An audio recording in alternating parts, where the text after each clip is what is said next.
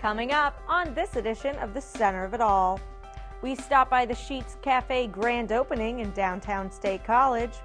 We celebrate Goose Day with the Juanita River Valley Chamber of Commerce. And Mel is serving up a California favorite right from Happy Valley. These stories and more coming up next on the Center of It All.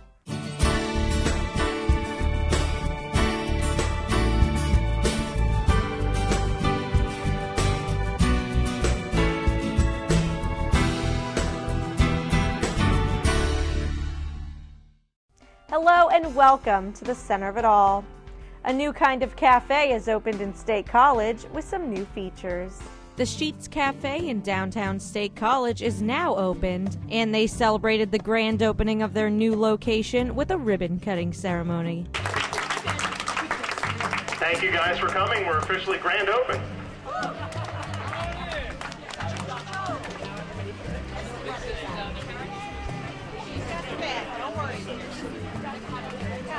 Well, our family business started in 1907, so that's like, 108 years ago. Our grandfather opened a dairy in Altoona. It's called Harshbarger Dairy. And the dairy stores came on in the 40s and 50s. My father actually had run a few dairy stores, just ways to sell the milk and ice cream that the dairy made.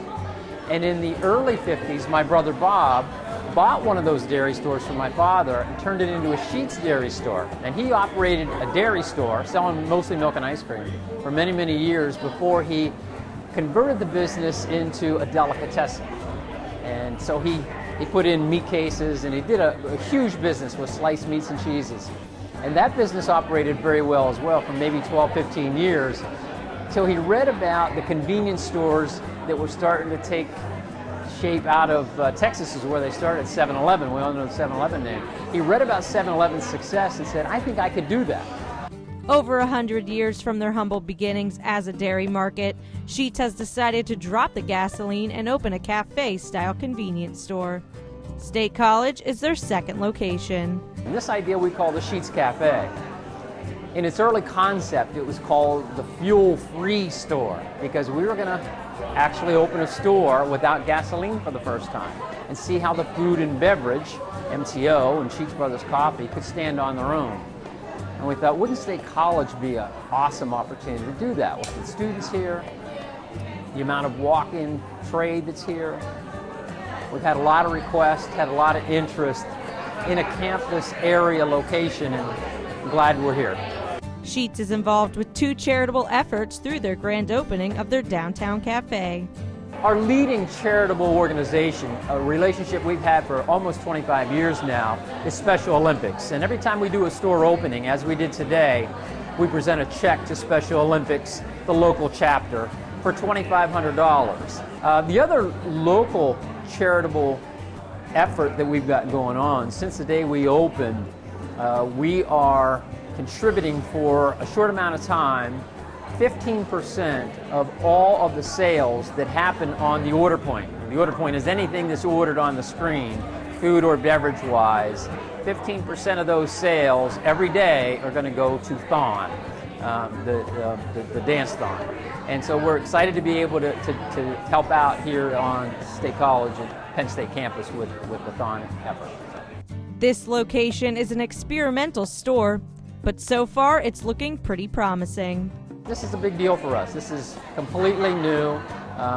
You're taking a component of our business that has really been our leading business driver for the last 30 years, gasoline, and set it aside. Say we're going to try it without. So it's an experiment, pretty exciting experiment. Don't know that this will ever, be one of those game changers like the delicatessen was or the gasoline business was, but who knows? It's still early. We want to do 3 of them, so we're working on a 3rd site right now, and we'll stop there and try to evaluate how they do, and who knows? I mean, we may end up running a group of these over the years in locations like this, but we are thrilled to be downtown State College. The Sheets on Pew Street offers 24-hour service, traditional made-to-order selections, Sheets Brothers Coffee, and an impressive beer cave. Indoor and outdoor seating can accommodate up to 144 guests. Sheets will present a check to the representative of Thon, awarding the donations raised by the week-long grand opening event. When we come back on the center of it all, we celebrate Goose Day. Welcome back. To the people of Juniata and Mifflin counties, September 29th is a date on the calendar worth celebrating. To celebrate Goose Day, the Juniata River Valley Chamber of Commerce held their monthly business after hours with a business expo at the Brookmere Winery. We have a business after hours every month of the year at a different business. But around Goose Day, we have a business expo where we bring in 15 to 25 different members who have an opportunity. They might not have a store or an office or a location where it works well to host an after hours. Goose Day, you say? Yeah, it's a pretty big deal. Goose Day is only celebrated the way we celebrate it in Mifflin and Juniata counties, Pennsylvania. Only place in the world. Goose Day is very special to us. We've been celebrating it since 1786. The Chamber of Commerce is working to grow this holiday celebration. We consider ourselves champions of Goose Day, and basically what we do is a lot of talking about it. I start talking about Goose Day in February and asking people, businesses, football teams, school teams, churches, individuals, whatever, what are you going to do for Goose Day? Because just the name Goose Day kind of makes people smile. So we'd like to take it to the side that it makes it a really fun and entertaining event, and that it's not just about eating goose. Okay, so what is Goose Day, you ask?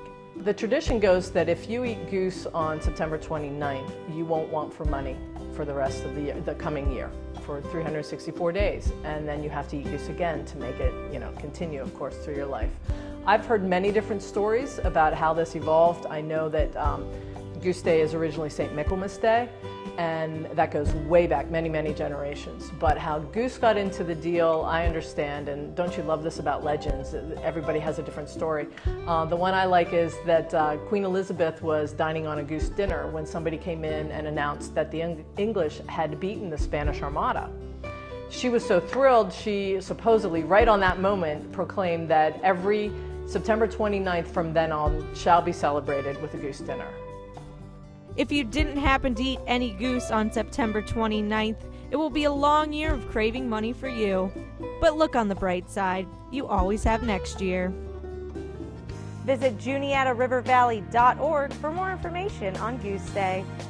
Now what's a better way to celebrate fall than with some beer maidens and some bratwurst?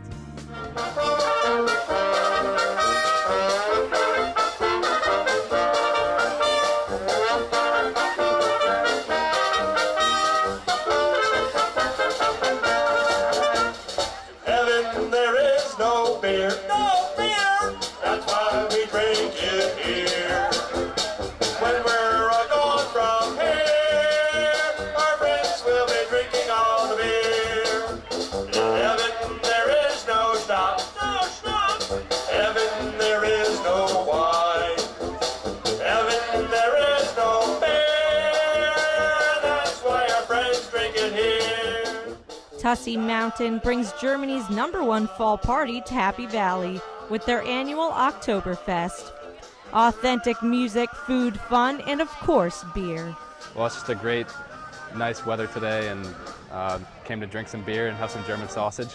Guests of age received a commemorative glass stein to enjoy their beer in. And local restaurants served specialty fare at the base of the mountain. To make the night a little more authentic, guests who wore lederhosen or Bavarian clothing received $5 off their admission.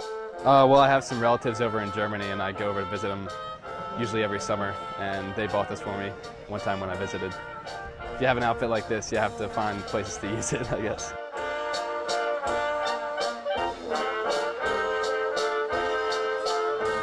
When we come back on the center of it all, we go from beer festivals to beer-battered fish. Welcome back to the center of it all. Mel is taking our taste buds to the West Coast on this edition of Kitchen Encounters.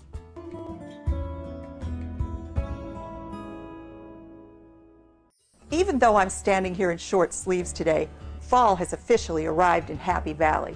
That said, I'm happy to enjoy this warm weather for as long as it lasts because it allows me to enjoy all of my garden's goodies. Today, I'm going to show you how to make a southwestern slaw and some bold pico de gallo. I'm going to be serving both of those up on my batter-dipped, deep-fried fish tacos, too. Let's get started. Before we can make our tacos, we have to make our toppings. And the first one I'm doing today is our southwestern slaw. And I'm going to start by putting a half teaspoon of salt in the bowl, 2 tablespoons of lime juice. I'm using 2 tablespoons of jalapeno peppers to spice this up. And for the sweet part, 2 tablespoons of honey.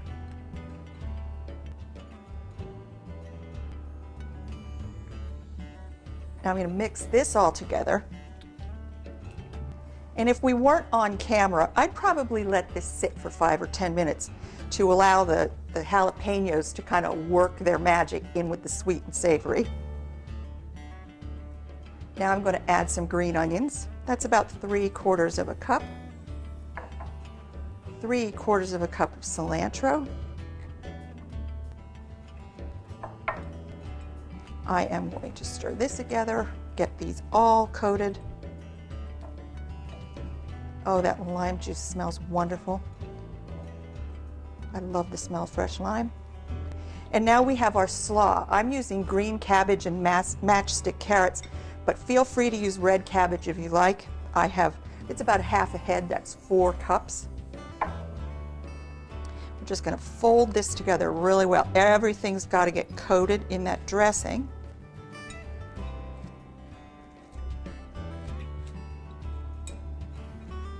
And when it starts looking nice and shiny and really well mixed,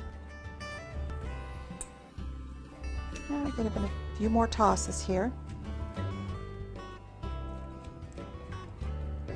I'm going to set this aside to marinate for about 1 or 2 hours in the refrigerator.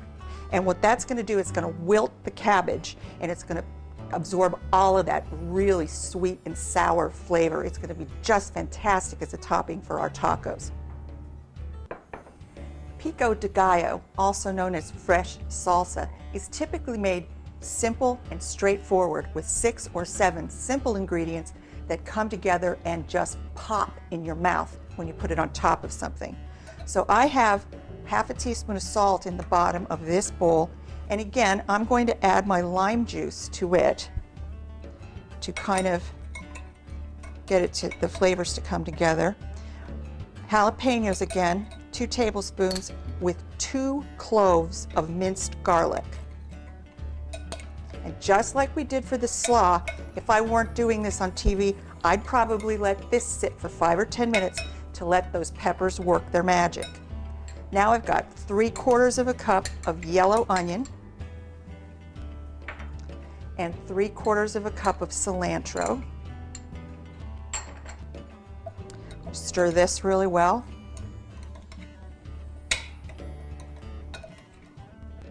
And I'm going to add 2 cups of diced tomatoes. They're not peeled, they're not seeded. This is just a rustic, quick-to-make sauce. I have a mixture of plum tomatoes and cherry tomatoes today because that's what I have left in my garden. A quick stir here. And this is going to go into the refrigerator for a couple hours. And unlike the slaw, which can be kept a day or 2, pico de gallo is always best served the same day it's made.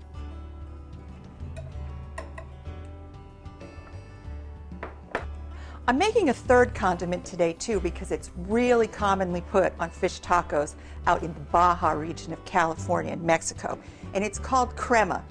And crema really is sour cream. It even says so right on their label. It's Mexican sour cream. It's probably a little sweeter than our American sour cream, but feel free to substitute American sour cream. And I'm using sriracha sauce, which a lot of people think is an Asian sauce, and it kind of is. But sriracha has an interesting history. It was invented in California, and the company is still based in California. So I have a half a cup of my crema, or sour cream, and I'm going to add I like to put 4 tablespoons in. Sometimes I like to put 6 tablespoons in. And all I'm going to do is stir this around till it's completely smooth and incorporated.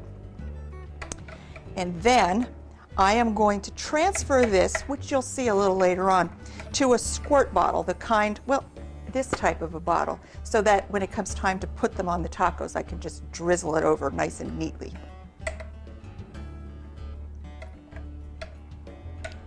Stir this till it's smooth. That's looking really good.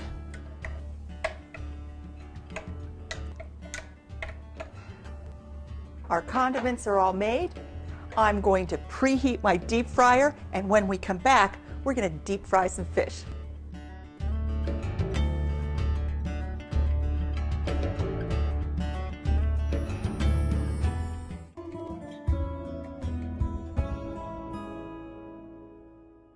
When we come back, Mel is frying up and finishing up her fish tacos. Welcome back. Mel is finishing up her fish tacos.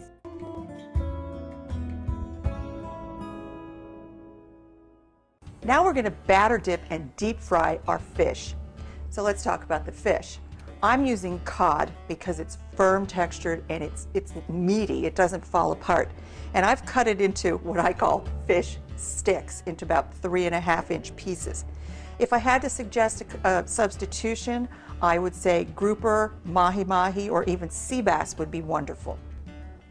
Now I've put, believe it or not, this is not flour. My dry dredge is pancake mix because it's got all of the leavening agents that you would have to mix in, or you'd have to go out and buy a bag of self-rising flour. So I've got a cup of pancake mix in one shallow bowl and another cup of pancake mix in a second shallow bowl. And for my batter dip, it's classic fish taco to do a beer batter. And I'm going to add a cup of beer to this pancake mix. And if you're thinking, oh, you don't want alcohol, well, think twice about this one, folks, because while you could use club soda, first of all, when the beer batter hits the deep fryer, all of the alcohol is going to go poof. But what the beer contributes to this is a really yeasty flavor that you cannot get anywhere else except for with a cup of beer. So I'm going to take a little whisk, and I'm just going to whisk this starting slowly until I get a nice, smooth, drizzly batter to form. And this won't take long. And you can see how the bubbles have formed on top of that. That's why you want to use beer or club soda, because you want to keep this batter really light and airy. Oh, I'm thinking that's starting to look really good. Now, if at any time, if you're doing a whole lot of fish, if the batter starts to get a little too thick, just feel free to drizzle in some more liquid whenever you think you need it. I think that looks great. Okay, so what I'm doing is a dry dredge, and you have to do this part because it's going to dry the surface area of the fish, which is going to allow the batter to stick to it. If the fish is wet, the batter's just going to roll off. So I'm going to stick 3 pieces of dredged fish into my batter.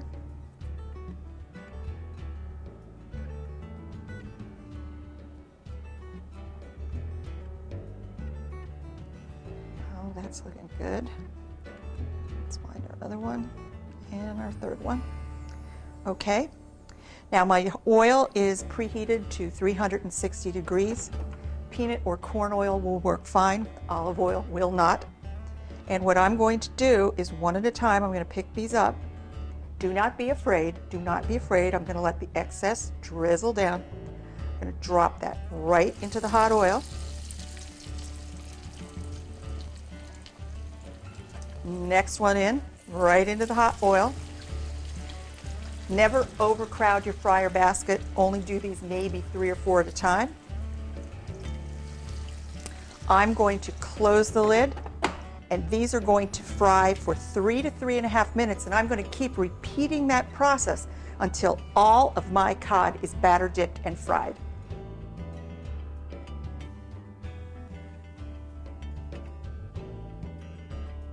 I've got the last batch ready to come out of the deep fryer here, folks.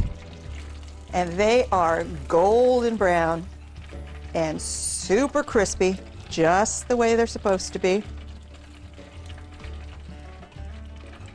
I'm left-handed, so this is a little bit awkward for me on this side. And the only thing you have to remember to do with each and every batch is give them a grinding of salt the second they come out of the oil. And now we're going to make our tacos, and it's time to eat. Classically, fish tacos could be served on flour tortillas or corn tortillas. I like them both ways, except when I'm making deep fried tacos, I like the soft flour tortilla shell next to the crunchy batter dipped fish. When I'm making grilled or pan fried tacos, that's when I like to use my crispier corn tortillas. So what I've done is I've placed 2 pieces of fish, I call it kind of hot dog style, inside of my tortilla. We're going to top it with some of our slaw, which is sweet and savory from that honey and lime juice.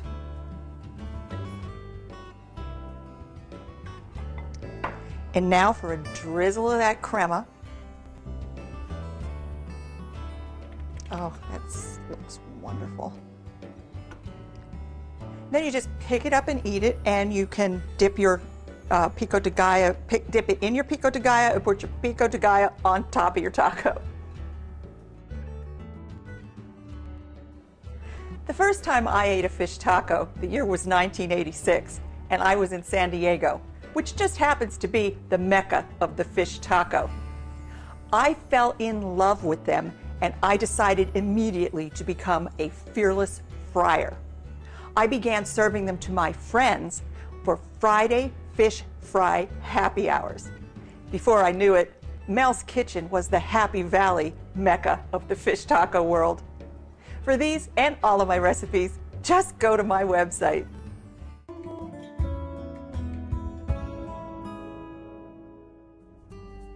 That's the first time I ever tasted sriracha sauce, and I must say it's pretty tasty. That's all for this edition of The Center of It All. For more great WHVL content, log on to our YouTube page and like us on Facebook. Thanks for watching and have a great week.